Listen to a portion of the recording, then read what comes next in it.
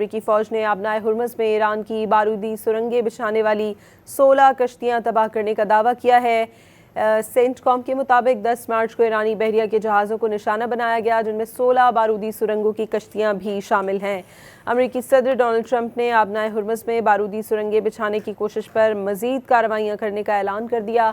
انہوں نے کہا کہ اگر آبنائے ہرمز میں بارودی سرنگیں بچھائی گئی ہیں تو فوراً ہٹا دی جائیں۔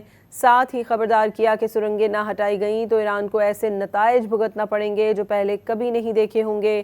ٹرمپ نے مزید کہا کہ اگر ایران ممکنہ طور پر بچھائی گئی سرنگیں ہٹا دیتا ہے تو یہ درست سمت میں ایک بڑا قدم ہوگا۔ انہوں نے کہا کہ امریکہ وہی ٹیکنالوجی اور میزائل صلاحیت استعمال کر رہا ہے جو منشیات اسمگلروں کے خلاف کارروائیوں میں استعمال کی گئی تھیں۔ امریکی فوج نے آبنائے ہرمز میں ایران کی بارودی سرنگیں بچھانے والی 16 کشتیاں تباہ کرنے کا دعویٰ کیا ہے۔ سینٹ کام کے مطابق 10 مارچ کو ایرانی بحریہ کے جہازوں کو نشانہ بنایا گیا، جن میں 16 بارودی سرنگوں کی کشتیاں بھی شامل ہیں۔ امریکی صدر ڈونلڈ ٹرمپ نے آبنائے ہرمز میں بارودی سرنگیں بچھانے کی کوشش پر مزید کارروائیاں کرنے کا اعلان کر دیا۔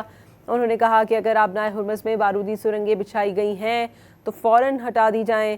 ساتھ ہی خبردار کیا کہ سرنگیں نہ ہٹائی گئیں تو ایران کو ایسے نتائج بھگتنا پڑیں گے جو پہلے کبھی نہیں دیکھے ہوں گے۔